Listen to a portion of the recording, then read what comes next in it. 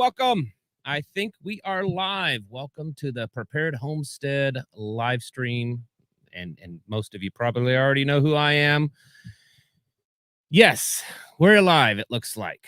Got a lot of people already in the chat. Welcome, everyone, and hope you're all having a good evening. Weather is cooling off here again. And I saw just a little bit earlier, I guess they're having some pretty bad storms across most of the, well, from Canada all the way down to the Gulf Coast, and looked like there was a tornado that touched down in Nashville, Tennessee. So we'll not a whole lot of information about that, but I just saw that a little bit ago. So welcome, everyone. How's it going tonight? Let's see. 5x5, Dan Phillips says, so that means you can hear me, I guess. Josh Wyatt says morning. Well, it's not quite morning here, but hey, hi from Michigan. We got Oklahoma, Kansas, Ohio, Michigan again, Oklahoma. Let's see, Michigan, a lot of Michigan, Oklahoma, Tennessee. Oh, prayers for Kentucky and Tennessee. Absolutely. Yeah, that's what I was saying. It looks like some really bad weather. Moose Run Coffee's in the house.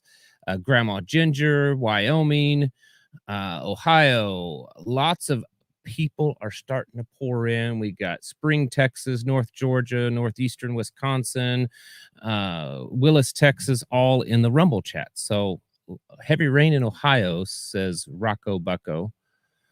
So it looks like that there is some nasty weather out there. Blackheart says, I just saw a tornado touchdown in Clarksville, Tennessee. My oldest daughter is there. I hope she's okay. What I saw, it was at a Nashville.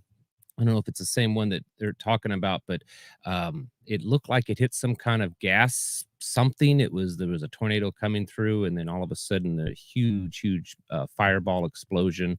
So yeah, greetings from Mount St. Helens at Pacific Northwest Prepper. Welcome, everyone. Yes, again, my wife is not here.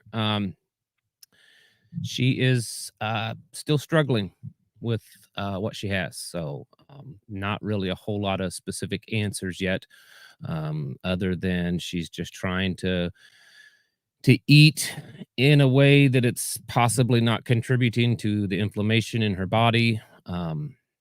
Not really any new information so much so from test results or anything like that. So still keep her in your prayers. She's still struggling with it. Forest Ghost Preppers dropping temps here in the Ozarks. Yeah, I noticed that this evening. Yeah, crazy tornadoes in December. You know, it's funny because I was just joking with someone the other day. I don't remember who it was, but I was joking with someone about tornadoes. And they kind of looked at me. They're new to the Ozarks, and they kind of looked at me funny. I said, "Oh yes, we can have tornadoes in December. It's not normal necessarily, but it's not out of the question." So looks like at least Tennessee is getting them tonight. So remember those folks there in your prayers. Let's see. Two Traveler says was sick for a week or two.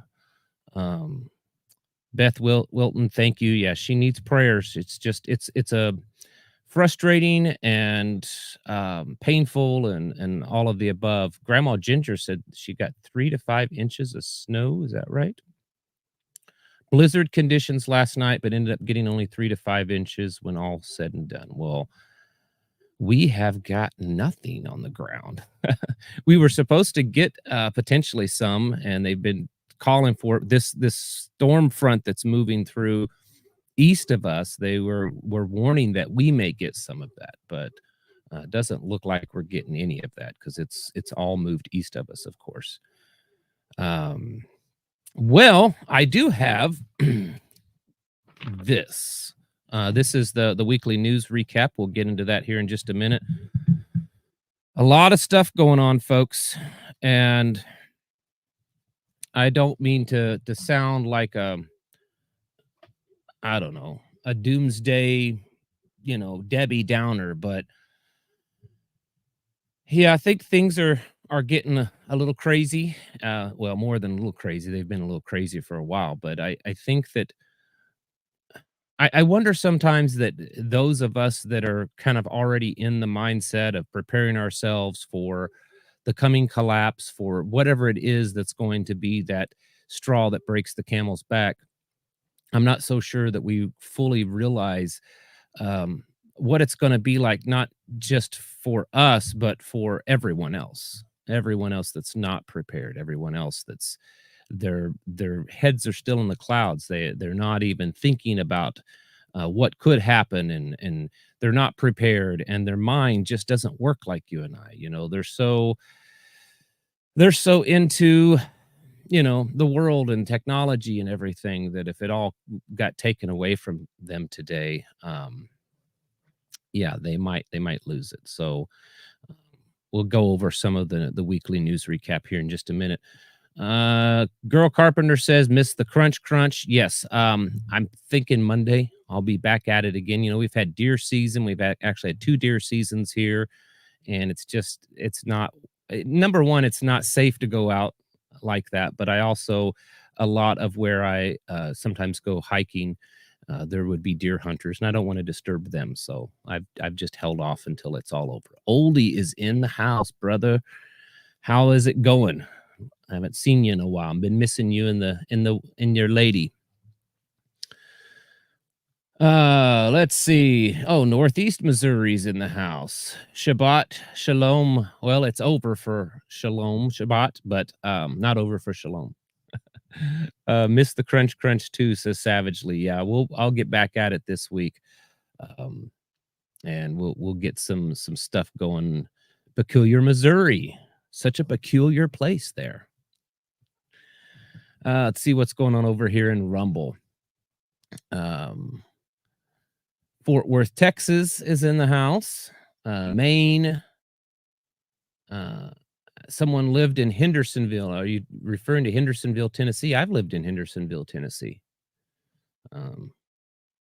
See, someone says, I live in the area that was hit. I'm very close to it here in Nashville. We wrote it out in the basement, some fatalities and lots of damage is what they're saying. That's over in the Rumble chat, talking about what's happening in Tennessee and Kentucky right now with all the storms. So sounds like they got hit pretty bad there. Well, let's go ahead and get into this for those of you, and then we can talk. Let's get this out of the way, and then we can talk. So let's get it started.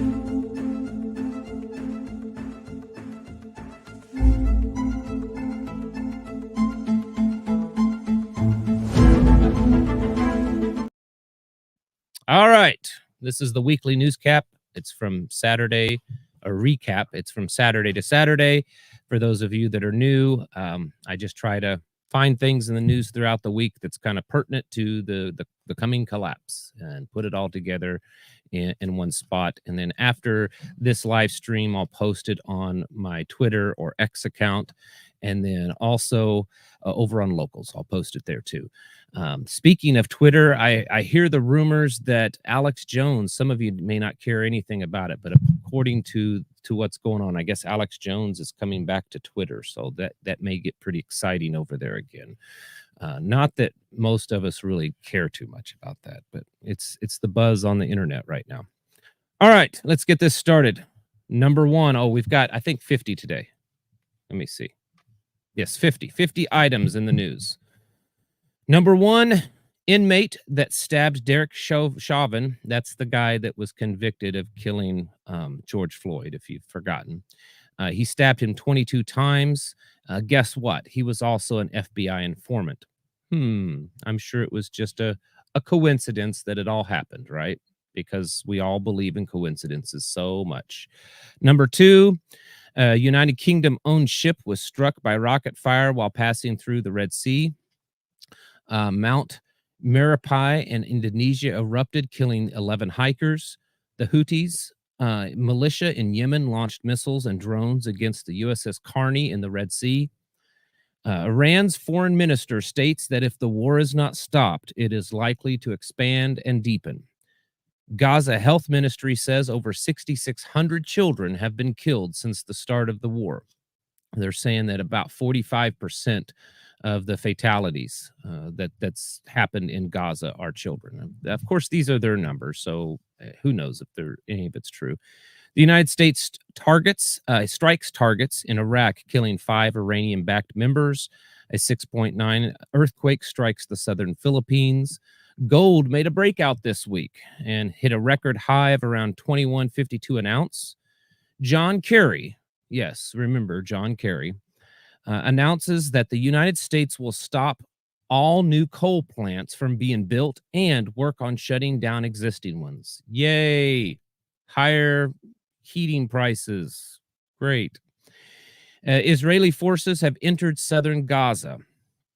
White House warns the United States will run out of money for Ukraine if Congress does not extend appropriations for Ukraine. And I'm sure that saddens everyone that we're running out of money to send to Ukraine. We need to print some more.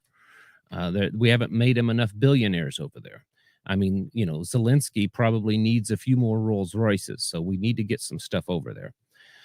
U.S. factory orders have plunged the most since April of 2020, which is, the lockdown. So factory orders, meaning businesses are ordering from factories to sell in their shops or to fill shelves. They're the lowest they've been since the start of the lockdowns. Putin visits the United Arab Emirates and Saudi Arabia this past week. Large groups of largely Chinese males have been seen crossing the United States border illegally. Niger ends security and defense partnership with the European Union. OPEC Plus states that oil cuts could continue past the first quarter of next year. The European Union warns of a huge risk of Christmas attacks. The FBI director says that they have never seen so many elevated threats all at the same time. Italy withdraws from China's Belt Road Initiative. The defense secretary warns that if Ukraine isn't funded, U.S. troops will have to be deployed to fight Russia. Janet Yellen says the U.S. is responsible for Ukraine if funding stops. The Biden administration has announced a $175 million aid package for Ukraine. Now, this isn't part of the funding running out. This $175 million is part of the funding that's already been appropriated. So they're wanting to send more, billions more.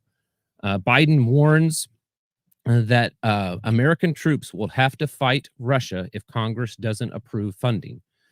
The U.S. Border Patrol encountered 12,000 illegals crossing in one day. That is the highest daily total ever. Also with that, and I don't believe it's in here, I'm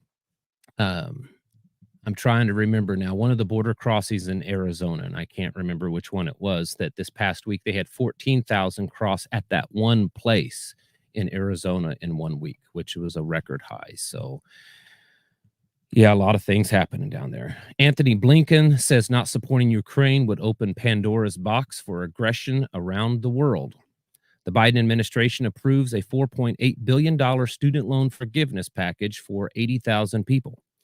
Russia's central bank chief visits Saudi Arabia after Putin's visit. So if you watch the video where I talked about this past week, it was interesting watching the footage released of Putin and the king and the prince of Saudi Arabia's interaction. It was very, very friendly, like they were, old college buddies hanging out together. And then after he left, the head of the central bank of Russia went down there and also visited. So that's kind of interesting what's going on. China launches the world's first 4th generation nuclear reactor. Don't ask me what that means. It's just some new high-tech nuclear reactor. Let's see, where was I? The Venezuela president signs an annexation orders to take over the small area of Guyana, I think is how it's pronounced.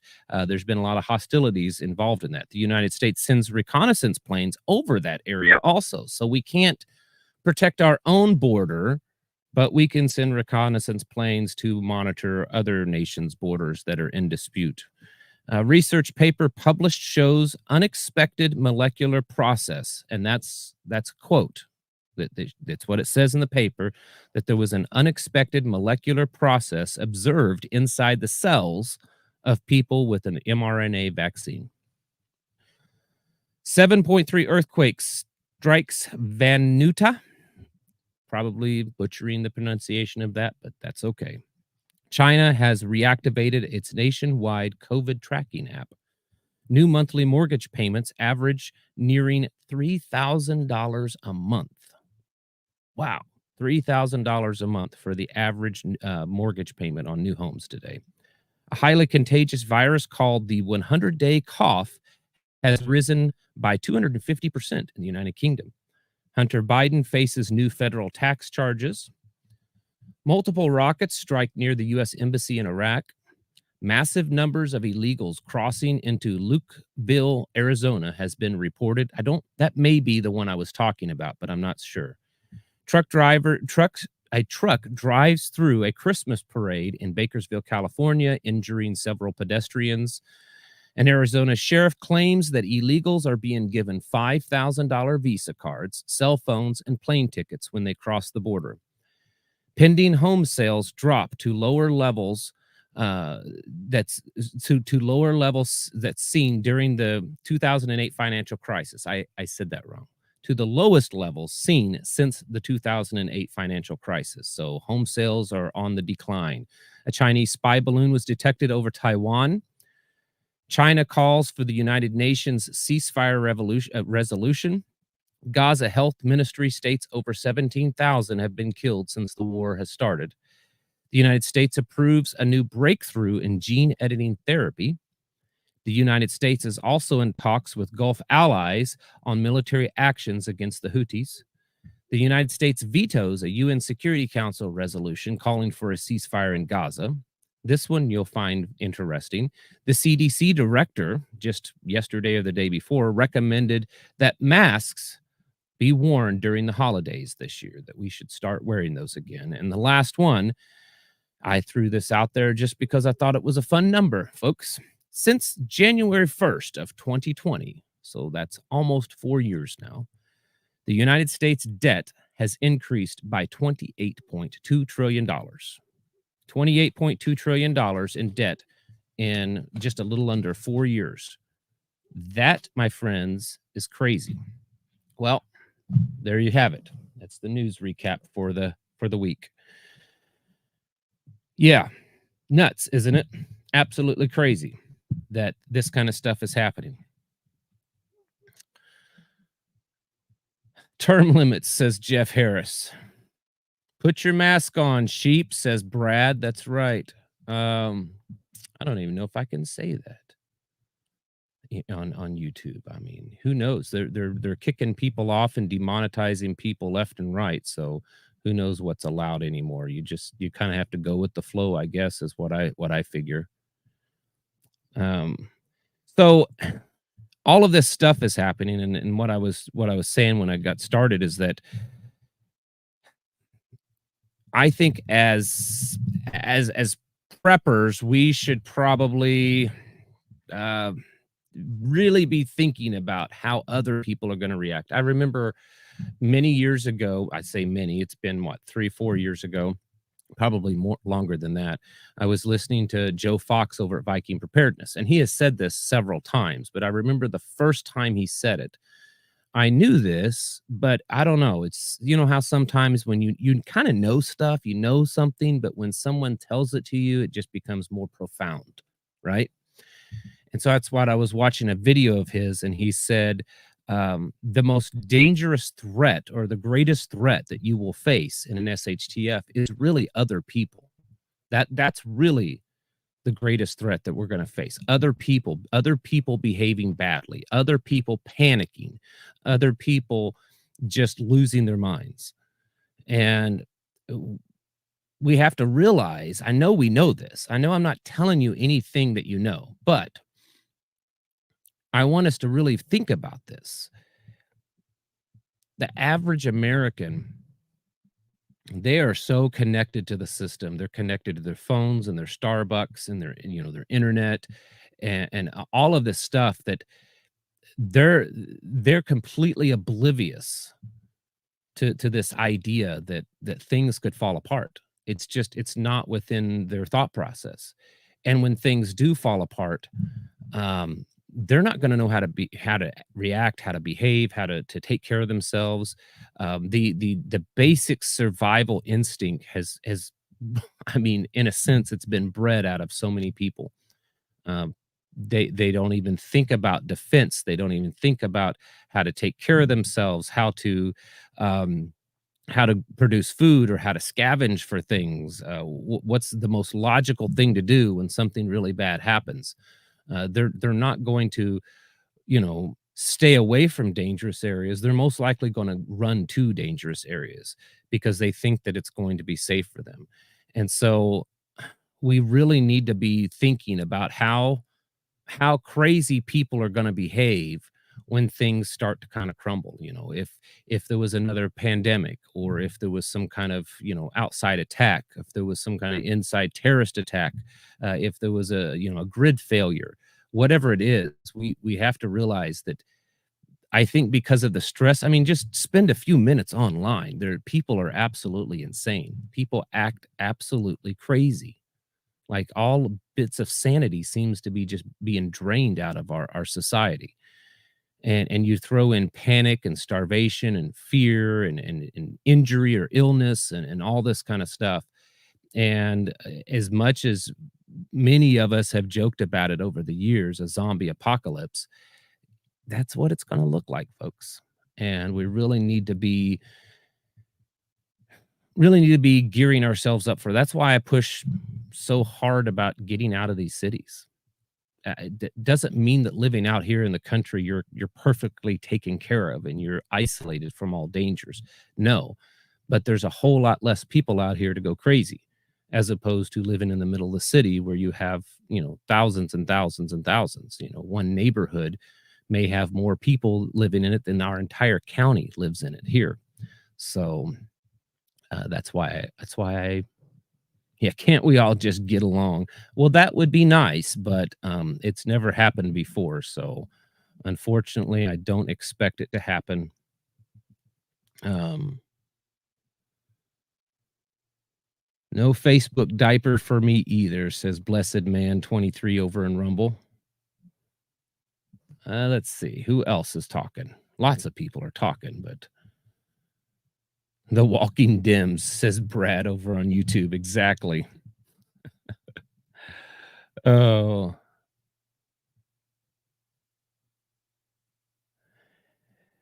the Two Traveler says that Joe Biden just came out with a statement saying that the United States will no longer support Israel after December. I'm not sure that I don't know. I can't verify that. Um, so I don't know. I'm not calling you a liar. Please don't take that I'm calling you a liar. That's not what I meant by that. We must prepare mentally, physically, and spiritually. There's nothing more we can do. You're exactly right. That's why I say that, and I get not a lot of flack, but I get a little bit of flack from saying that often. In fact, there was some guy a week or two ago that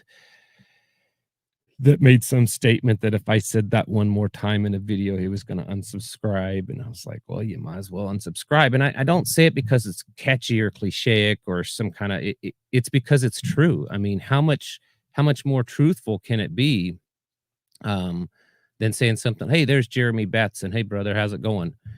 How much more truthful can you get that we need to prepare in all of those ways? For those of you that's been into preparedness for a long time, you can remember back when prepping first kind of started to get popular, at least in the sense that, there was the Doomsday Prepper TV shows and stuff like that. And so, I mean, there was still the mockery of it. I mean, there still is today.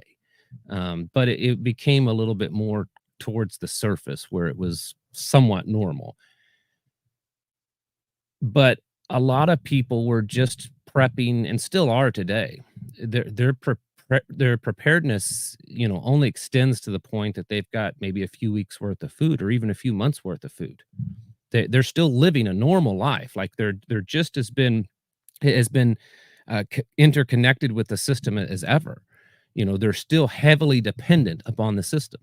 If the system collapses, they're going down too. That they may have food that they can eat, but they don't have anything else planned, and they're certainly not mentally planned. They're still only thinking about, the future and how things could get better, and they live off of this hopium. Now, I'm not saying that hope is bad. It certainly isn't.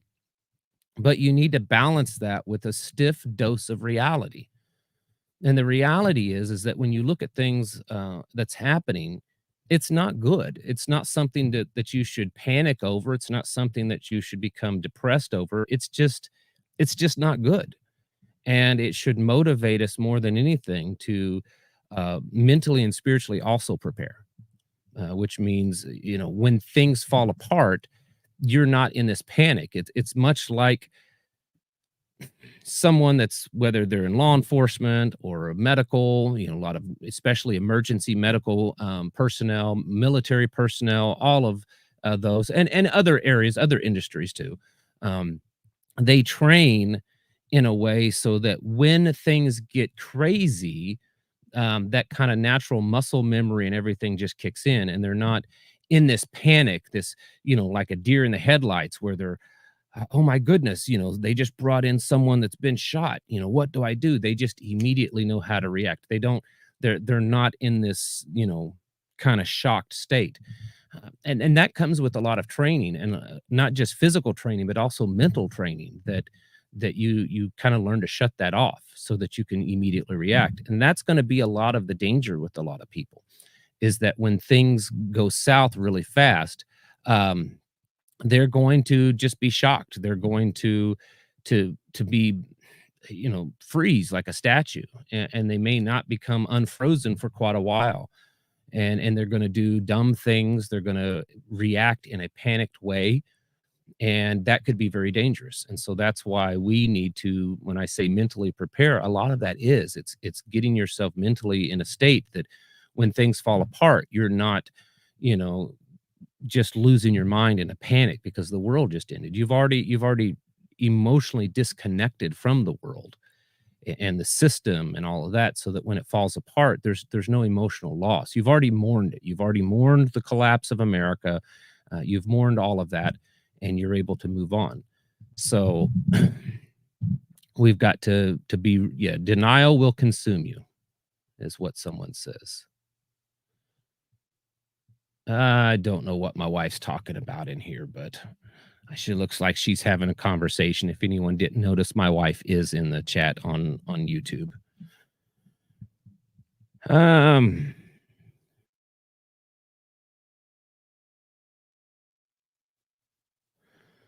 Someone's asking about how, if people have thought about correctional facility residents. That's always a danger.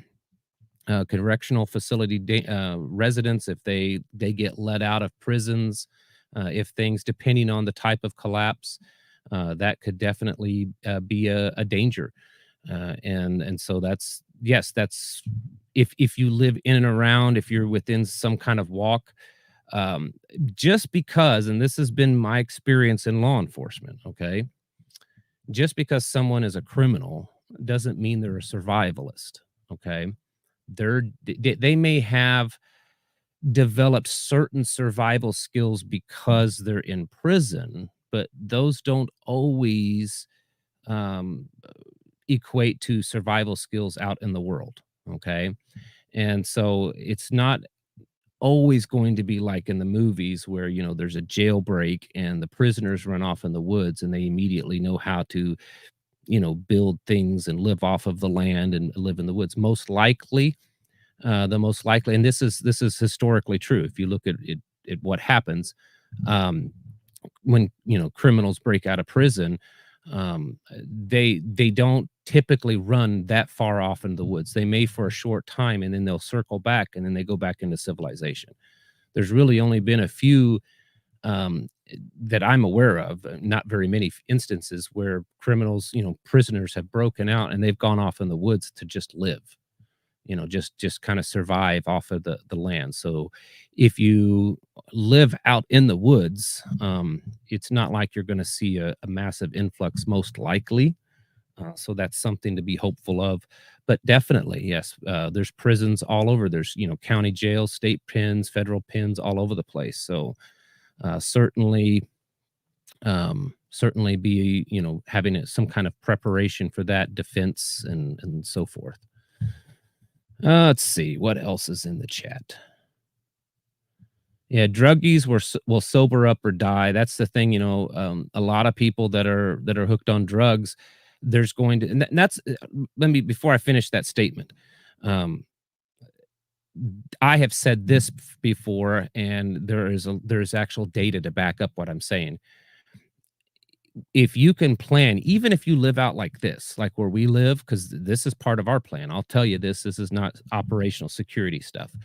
Part of our plan is that if things really collapse, that we will lock down on our property, for a certain period of time. I'm not going to tell you that, but that's part of our plan. And I've advocated that for ever since I've been online, that you should, in your plan, whether your plan is to bug out, to bug in, whatever, your plan should be that when whatever that trigger is that happens that causes things to collapse, you need to be able to lock yourselves in for an extended period of time. I would say at least 6 weeks, potentially up to 3 months. And the reason being is that in that first 6 weeks to 3 months, there's going to be, if it's a complete collapse, let's say it's EMP or CME or just a total grid down, whatever it is, if there's something big, big, and it's long lasting, in your first 6, 8 weeks, 12 weeks, the majority of the deaths are going to happen. People in nursing homes, people in medical care, people that are drug addicts. Many of them, they're going to die or they're going to end up killing each other. All of these things are going to happen. Starvation, diseases, lack of clean water. And so in the first 2 to 3 months, there's going to be a lot of people stop existing. And so because of that, yeah, Desert Coyote says, wait for them to delete each other. Yes, that's the whole idea. And so after that, there's going to be a lot less people. And the people that will be alive will be pretty much into two groups. It's going to be the tough ones that are still good and the tough ones that are bad. But basically, the best, the cream is going to rise to the top, is how it's going to be. I'm not advocating Darwinism, but that doesn't also mean that everything he said was completely incorrect. And part of that is that the strong will survive, and whether they're evil or kind, that's the truth. The strong will survive, and everyone else is going to fall to the wayside. So that should be a big part of your plan for something really big when the whole EMP happens, terrorist attack, cyber attack on the grid, whatever it is. You should have a plan to go into to activation. We have a plan like that. We have code words. There was actually one time, and I'm not going to tell you when or all the details, but there was one time that something happened. It just happened to be that my wife had run down to the store. So, it wasn't like she was long away. But something happened in the news, and I was a little concerned that we could be getting really, really close. And so I called her and I said, you need to get home really soon. She said, do you mean I can go ahead? She says, I'm almost, I'm pretty much done. I got to check out and pay for what I bought. She said, do I need to drop it and leave, or can I go check it out? I said, I think you have enough time. Go ahead and check it out, get in the vehicle, and then come straight home. And, we kind of waited it out. And as news started coming out, okay, I don't think this is the big one, but, we wanted to be okay. And looking back at that situation, I'm not embarrassed that we did that at all. In fact, that was a good dry run. A lot of people, they hold off on pulling the trigger. Maybe that's not the best analogy. They hold off on activating a plan because they don't want to feel foolish later on and say, oh, I jumped the gun. I acted foolishly. And no, if your plan is to lock yourself, down on your property, or even to bug out to a bug out property, and you do that, and a day or two goes by and you realize, okay, I overreacted. It's not what I thought it was. What's the worst thing that's happened? You just did a good dry run, and you can go back home and unpack and say, okay, we could have done this, this, and this better. Do an after action report with your family. This is the areas that we could improve on. We did really good here. We need to improve on this area. Maybe we need to have things set up differently. Um, there's nothing wrong with jumping the gun a little early and then realizing it was a false alarm. Don't let that hold you back. Let's see. First focal plane, James Weber. Yep.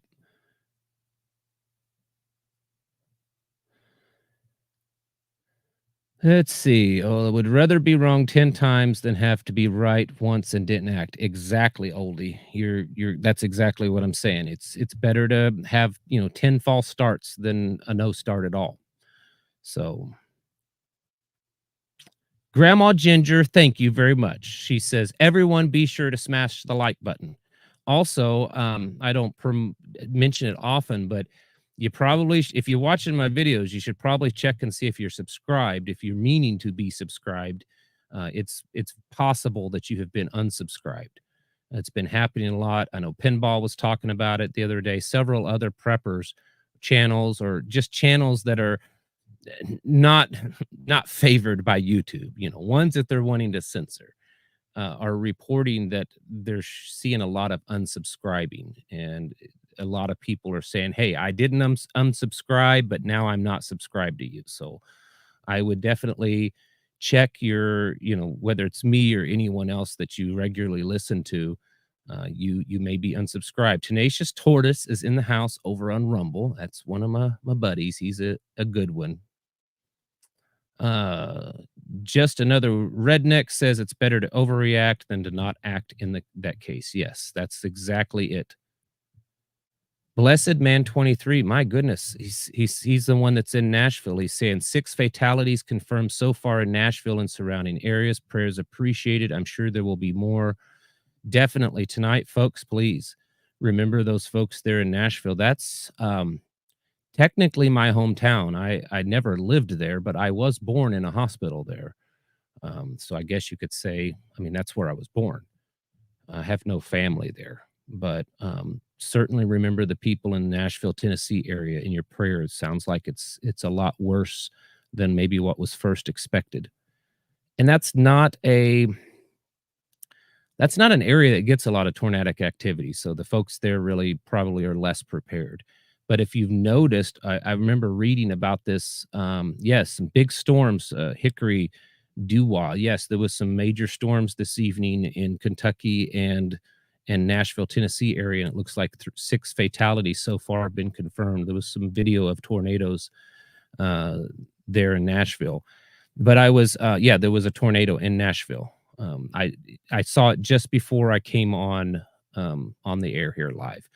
But I was reading a year or so ago, maybe I was watching a video, but I think I was reading this, that for some reason they're seeing what was once considered Tornado Alley, which was, Kansas, that eastern part of Missouri, Oklahoma, that they're watching that move further east. And if you think about it, in the last couple of years or so, we've really seen more tornadic activity in Kentucky, Tennessee, Mississippi. And so that kind of tornado alley is moving eastward. And the people over there aren't as used to. If you live in Kansas or Oklahoma or eastern Missouri, that kind of area, you're used to it. You know what to expect, and you're a little bit more prepared. But that far east, they're a lot less used to it. So definitely remember them in prayer. Ground Crew says that there's currently 5 tornadoes on the ground in that storm system. So that's quite a bit. There was I don't think maybe I can pull it up. If you guys give me just a minute, there was a video. If I saw it. Excuse me. Forgiven Homesteaders asked if I would recommend 5.56 or 7.62. Well, here's the thing. I used to say 7.62 any day of the week, but mostly that was because the ammo and the most of the weapons used in for those was cheaper. But that's not the case anymore. I was talking to someone the other day, and right now you can't hardly beat deals like excuse me, Palmetto State Armory and a couple of others that are putting out some really high quality AR-15s, and they're, yes, typically in 5.56, and 5.56 right now is even with the prices going up, it's still really cheap. So right now for the average prepper, I would say probably an AR platform with the 5.56. And I'm not saying because it's the best, I'm saying it's because it's very, very available. A lot of people are buying them, so there's gonna be lots of parts and a lot of interchangeability, and the ammunition is about the cheapest. Now, does that mean it's the best? No, of course not. It's probably on the weaker end. I mean, it certainly has its advantages as a round,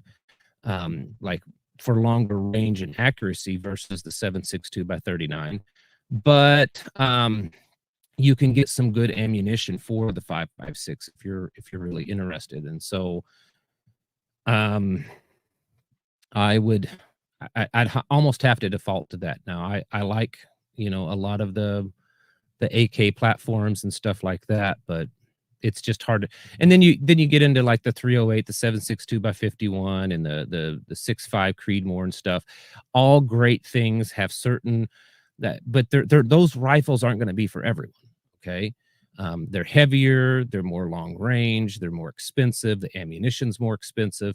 For the average person, the average rifleman, the average Minuteman, an AR with probably at least 20 magazines and a minimum of 2 to 3,000 rounds of ammunition is going to be good.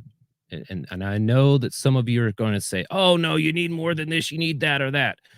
I'm talking about minimums here, folks. Minimums.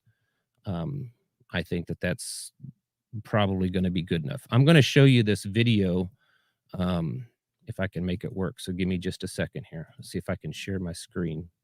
I can usually make this work. Is this it?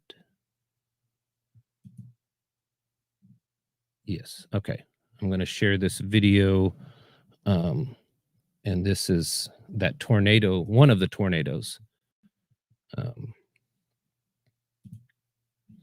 over in Tennessee. And this one here is one, if you watch this,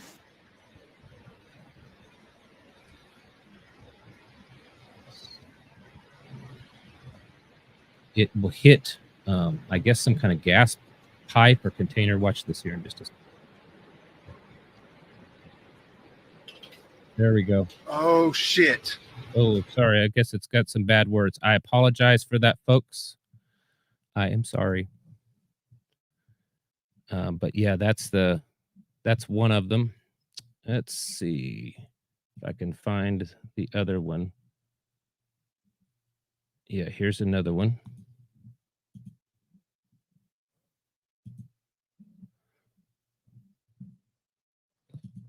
There we go. I think that's playing. I don't think I've seen this one yet, so I'm not sure exactly what it's going to show, if you'll be able to actually see the tornado or not. Definitely the clouds look tornadic, but I'm not seeing any funnels come down. Anyway, so there you go. Sorry about the dirty word there, if you guys heard that or not. An electrical substation is what someone is saying over on Rumble. Yeah, that's also possible, because before that you could see some flashes, some green flashes and stuff that was probably electrical.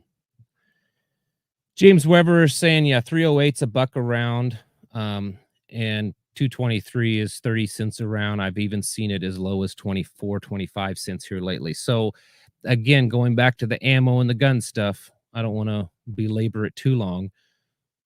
I'm speaking of average kind of beginner, someone, because here's the thing. Those folks out there watching right now are the ones that aren't watching.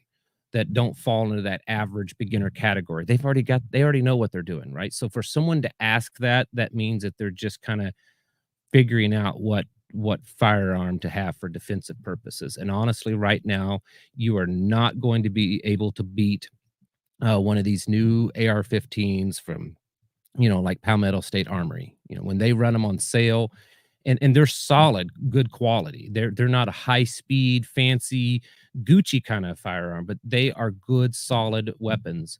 And you can get one anywhere between 375 to 450 to 475, somewhere in that range, because they have sales and stuff all the time. So you're just not gonna. Someone asked if I've lost weight. Yeah, I've lost weight over the last year. You're very welcome, and thank you very much for that, Two Doctors Homestead. Get a 4570. Now, that's a good one, but that's certainly not for everyone. Um, AR-10s are great. There's a ton of great. Here's the thing I've always said: get what works for you. Okay, if you don't have a firearm that you would consider a battle rifle, you don't have an AR, an AK, or an AR-10 or anything like that, but your dad gives you a Model 94 Winchester 3030, and you've shot that thing. I've got one. That was the first deer rifle I ever had, and I can shoot that thing with my eyes blindfolded. I'm more proficient with that rifle than any other firearm because I've shot it and been shooting that style of rifle, for 30 plus years. And if that's all I had and I had enough ammo, which is more expensive than 5.56, but still, if I had that, would that be enough for the average person? Yes. Yes, it would be.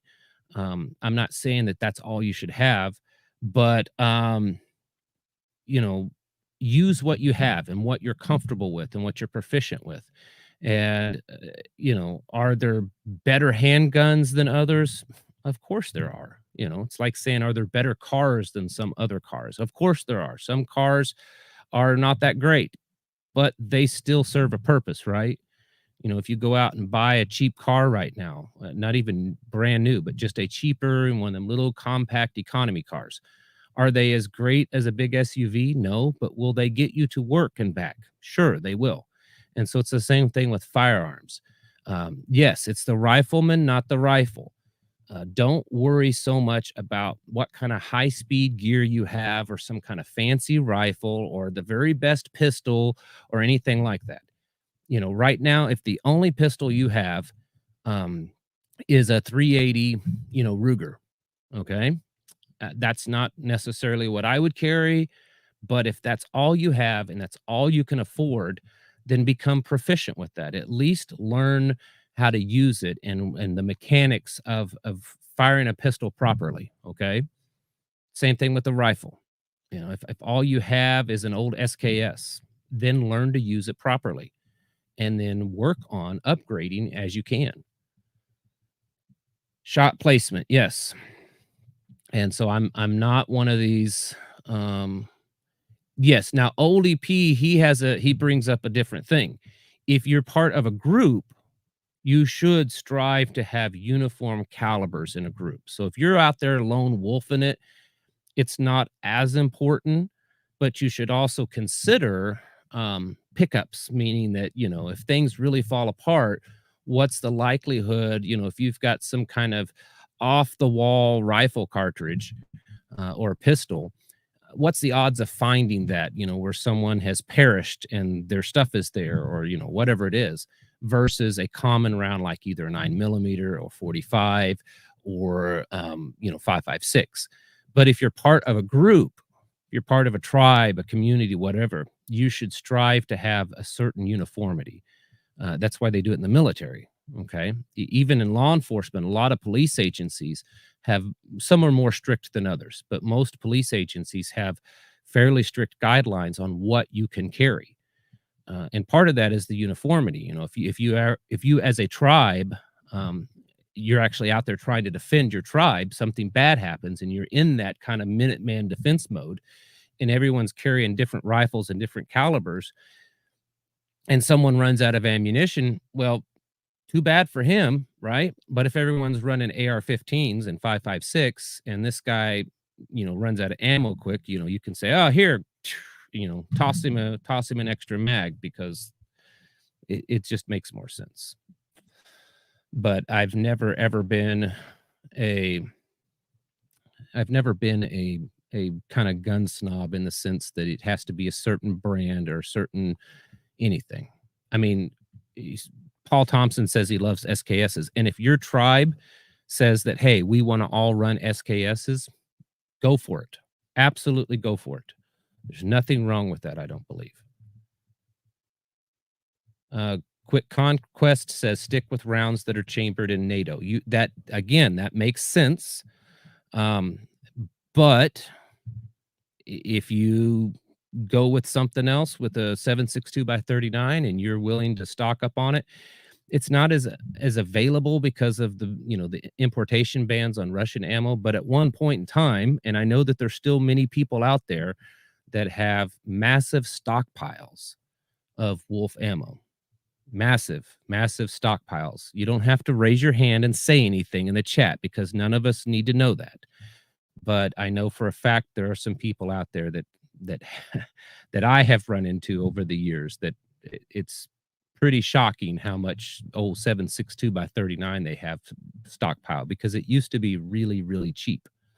So 90-pound crossbow, it's certainly a good idea to be proficient in other weapons, whether they be defense-specific weapons or defense/hunting weapons. Someone said an asp. I think it's advisable to train in non-lethal type things because not every situation is going to require a lethal solution. Okay, I disagree with the in kind of the tactical prepper community that, you know, everything that we will face in an SHTF will require a firearm and require lethal force. That's not the case at all. Are you going to use lethal force from some, you know, child or teenager that's, yeah, they're stealing food, but it's because they're starving, you know? How, I mean, I don't know how you're going to handle it. I'm just saying, not every situation requires lethal force. So I think it's advisable for people to carry other things and to incorporate those into their training because, well, because Girl Carpenter says, cover your asp. Ha ha ha ha ha. I have non-lethal 12 gauge rounds. This. And then here's the thing. You know, the psychological aspect of taking a life. It's difficult. And some people, it's more difficult than others to handle that, especially if you do it and then you realize, oh my goodness, it was some 12-year-old boy that from a distance looked like a man and he's just trying to steal some corn out of the corn crib because he's starving to death. You know, so ASP, ASP, ASP, it was a play on words, and ASP is a baton. 22 long rifle for small game. Yes. And it's cheap, you know, cheap ammunition. So, I would, as much as you possibly can, have various options. A 12 gauge pump shotgun, I say this all the time. I'm telling you, it's the best all around. Um, it's the best to have around because there's such a you know, a versatile weapon. And for those of you that are smaller build or lazy,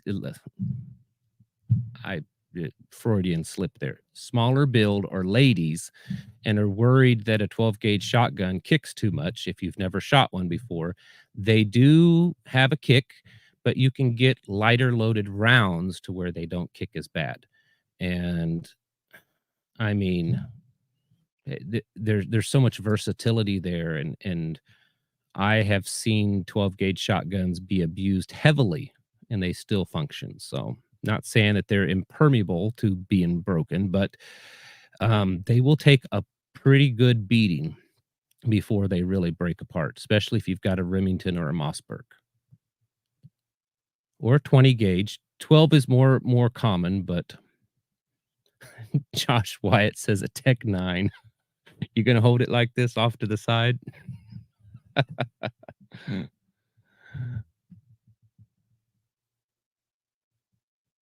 Put it on my hip like Granny did. Was it a Tech 9 or an old something else? Anyone that invades America, good luck. Everyone is loaded. Well, that's true in a lot of areas. But my worry is that a lot of people they're gonna get caught off guard, I suspect. I don't think most people are gonna see it coming. A high point carbine, James Weber points out, a cheap rifle, pistol caliber carbine. They're cheap.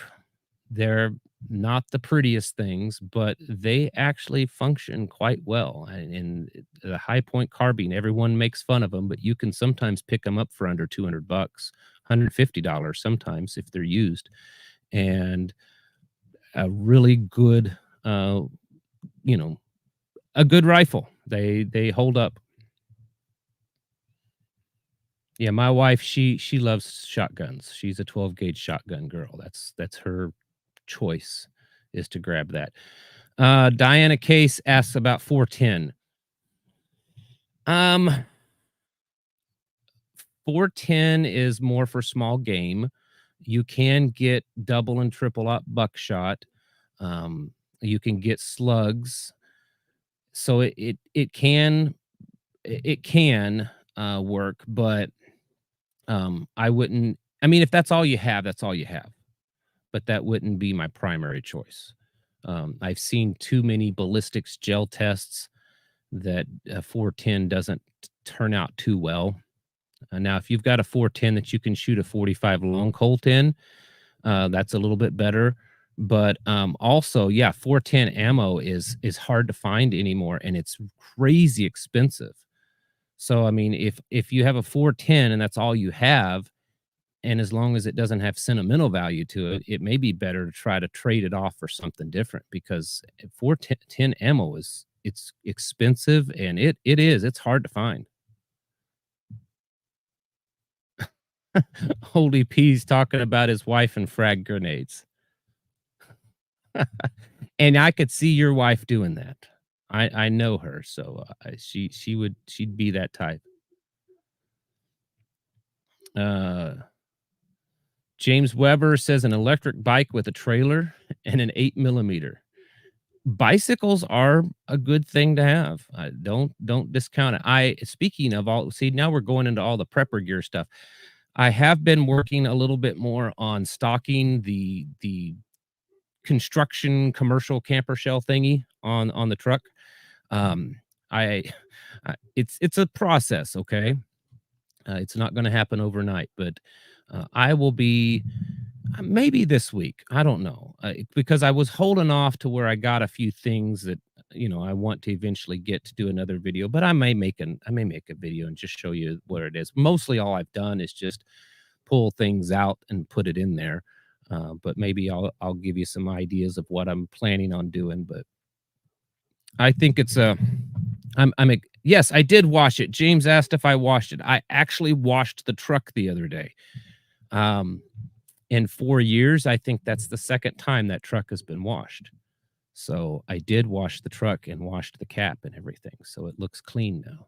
I mean, when you live, miles down a dirt road, what's the point of washing your vehicle? If you wash it when you're out and about on paved roads, as soon as you come back home, it's dirty again. If you wash it at the house and you leave, it's dirty. So it's an old truck.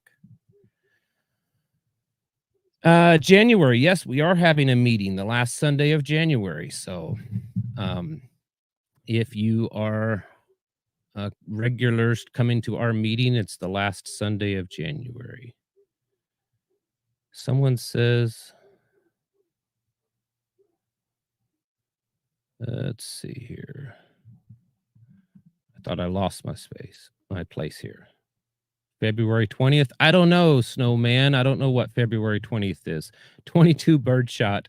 I'd probably not going to do cut shells. Yes, Kentucky Reddies points that out. So if you have a shotgun and you want in some shells, look, if you don't know what we're talking about, look it up on YouTube. There's several guys that make videos of it where you take just cheap old birdshot, which you can buy a lot of for cheap, and there's a way that you cut it. It's an old-fashioned thing, old-timey thing, and it will shoot the whole plastic part of the shell out just like a slug. So, and it's very effective. Oldie says I can come wash his truck too. Yeah, when I like I said, it's been a while since I've washed it, and it's always amazing how much grime builds up in little crevices when you're driving up and down these roads all the time. I don't think you city folks quite realize it, how much dirt can just get packed in little cracks and corners and underneath the vehicles when you're driving up and down these roads all the time. It's just like mud just pouring off of it. Yeah, cut shells have a big ballistic characteristic of slugs. You are correct.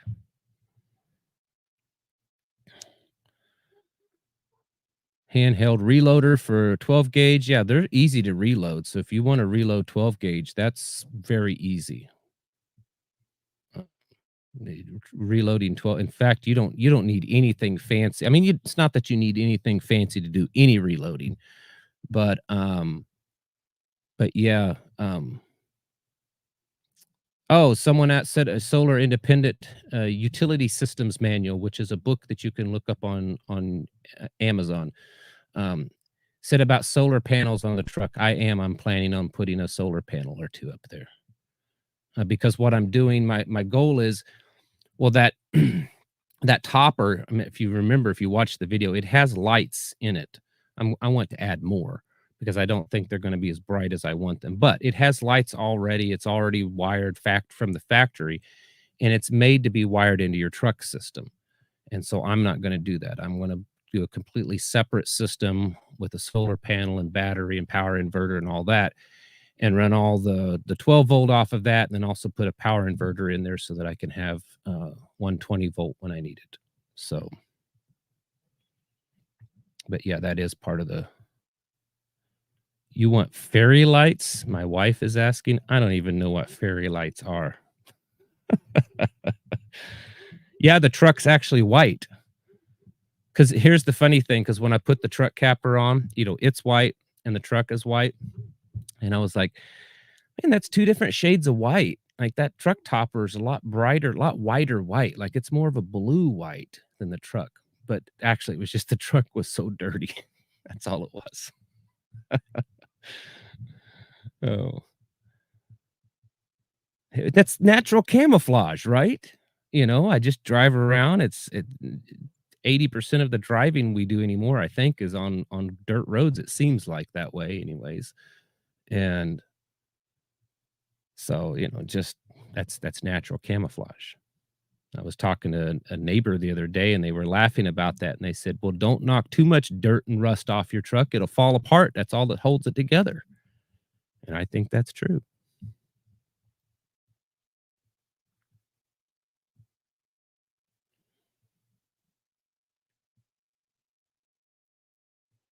Someone said they got tracers at Academy Sports today for cheap. Hmm. We don't have an Academy Sports anywhere near us. They think it's the nearest one is like 2 hours or more away. I'm not driving that far for ammunition. Yeah, gray man camouflage.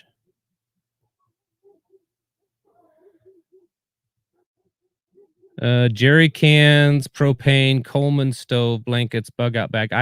Um, I'm looking at, I've got to, because of course, everything I have to do is on a budget, a tiny budget. So, it's got that bed liner in it, which is a good thing for the truck. But the way it's ribbed, it's hard on the old man knees. So I've found this stuff. It's a kind of a felt carpet pad with a rubber on the bottom of it. I'm going to put that in and kind of make an interior floor that's a little bit easier on the knees when I'm up in there. And since it's, waterproof and all. And then I can start putting more things in storage in the back of the truck too.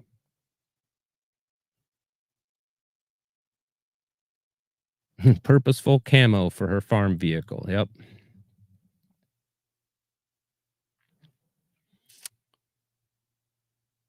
Yeah, I can haul lumber on the top of it. The thing is rated for like 1,000 pounds on the roof, so I don't know that I really want to put 1,000 pounds on it.